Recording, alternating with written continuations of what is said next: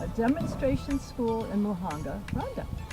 This school is operated by Teach Rwanda to show teachers and educators from around the world how evidence-based practices are implemented by local teachers, local children, using the national curriculum. I'm Jan Brown, the president and founder of Teach Rwanda. We are a nonprofit organization based in the United States and an INGO in Rwanda. Our private school is also a nonprofit. I'm Anita America, a former preschool and primary teacher at Bright School, with teaching experiences in 3 schools in Kigali. Since 2020, I have been a Teach Rwanda's teacher mentor. And I'm Teofilo Higiro, a primary teacher at Bright School since 2019, with teaching experience in 2 other Rwandan schools. The 3 of us will be reading this virtual video tour of Bright School. We hope you can imagine what it is like to be here in person with kind, respectful teachers and joyful children running through play. After you see our evidence-based nursery school in action, then in our virtual module 2, with highlights of our 4 days workshop, we'll introduce you to best practice in our childhood education. Your group leader will guide your group discussions and be on hands as you practice new skills with each other.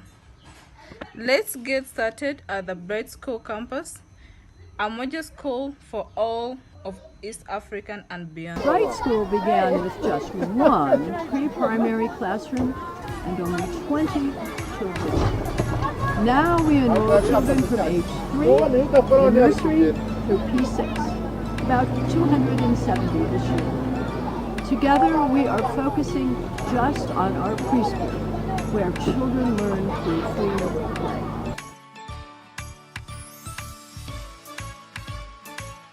Welcome to one of our 2 preschool classrooms. We have 4 classes every day. Young children come in the morning and elder children attend in the afternoon. Each class has 20 children with 2 well-prepared teachers. Limits on class size are really important for high-quality evidence-based education. Before children arrive, teachers set up their classrooms. So look around, like books for here to choose. Natural materials such as plants, stones, banana fiber for children to explore. Mats on the floor where children build it with blocks dressed in pretend clothes and solve puzzles. A small table with a bench where children draw and write with a nearby teacher's encouragement. Toys such as dolls and pretend vehicles and animals. Recycled items such as fabric, pots, and containers. An interactive theme display with keywords and related items. Now let's visit a classroom in action. Every morning begins with greetings. Children sit on the mat and share friendly conversations. They might sing a song or add to a KWLS chart. Sometimes children find items to add to their interactive theme display. Teachers always briefly review the schedule for the day. They talk about any special events so children can be prepared for what will happen. From the very beginning of the day, teachers show respect.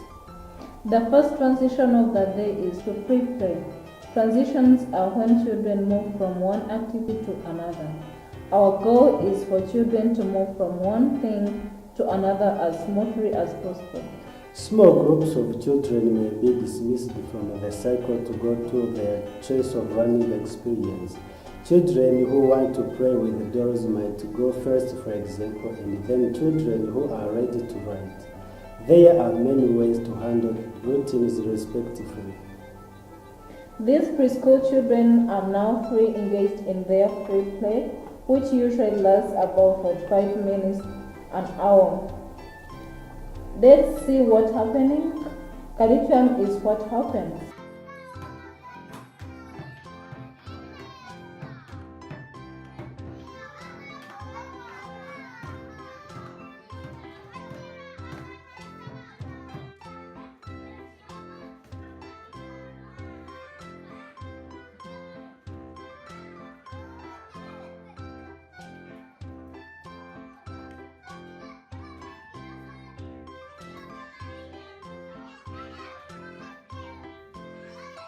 What do you see children doing?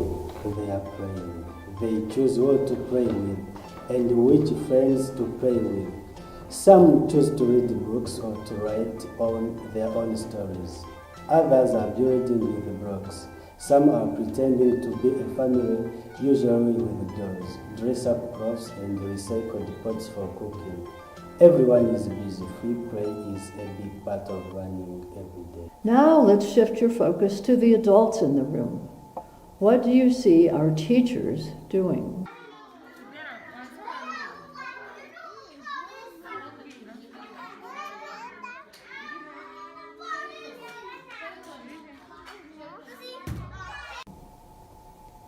Teachers sit at eye level with children, sometimes on the floor. They talk with children, with respect, joy, and encouragement. Teachers guide children to think analytically about what they are doing. This is called child-centered education. We'll talk much more later about how teachers encourage children's learning through play.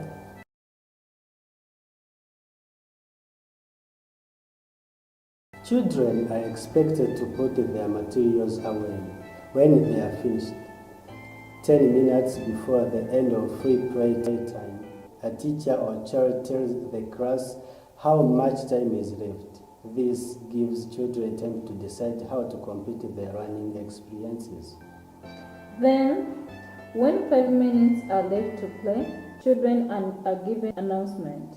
By 2 minutes, most children have started to clean up, and then when they are asked to stop, everyone works together to clean up. Notice that children put things away, not the teachers.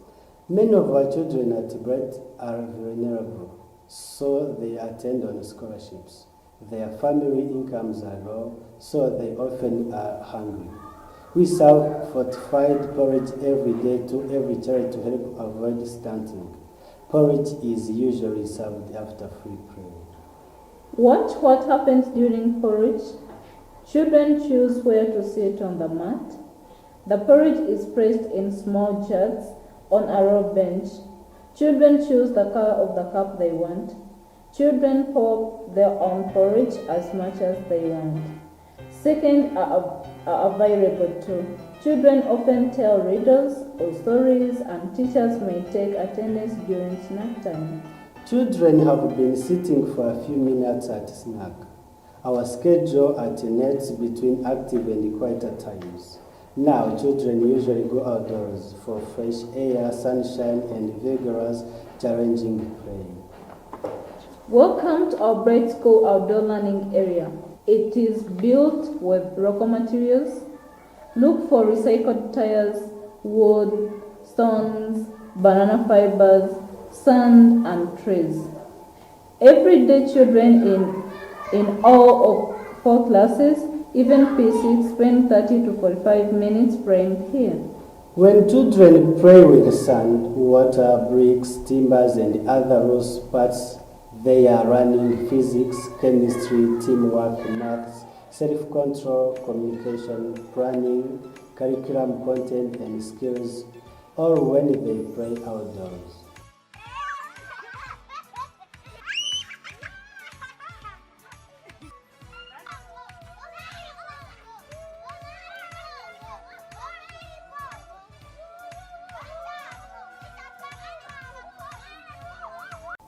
After outdoor play, children sometimes stay outdoors for story or sometimes go indoors. These children are in the middle of story time with their teachers. Story time lasts about 10 to 20 minutes every day.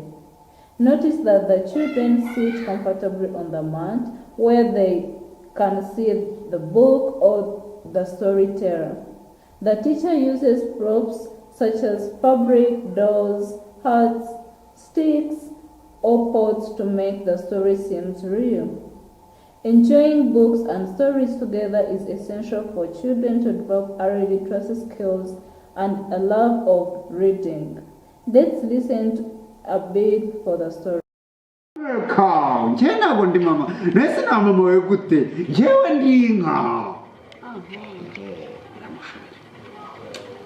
byaje kugenda bite yaje everybody stop it to think karagara maze karatekerezaho karatekereza the kitten and the hen were not his mother.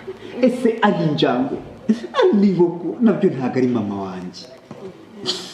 Imbwa nayo n'inka ntabwo ari mama wanjye. The dog and the cow were not his mother. When children are engaged in the story, they develop language skills and their imaginations. They are self-motivated to figure out how reading works. At the end of every day, children themselves, not the teacher, review what they have done. Even 3-year-olds develop public speaking skills, the ability to summarize, and self-confidence. Children typically stand in front of the group with a teacher, show their work together each other, and explain what they did. Other children often ask questions. Review time may also including up to a KWL's child. Children are often encouraged to share what they did with their families. Thank you for joining us on our short Module 1 video observation visit to preschool classes at Bright School in Muhanga, Rwanda. We welcome visitors to our school to see children who are joyfully learning. To learn more about Bright School, please read your handout about this unique where evidence-based learning is put into practice every day. You can also visit Teach Rwanda's Facebook page and website for more details. Thanks.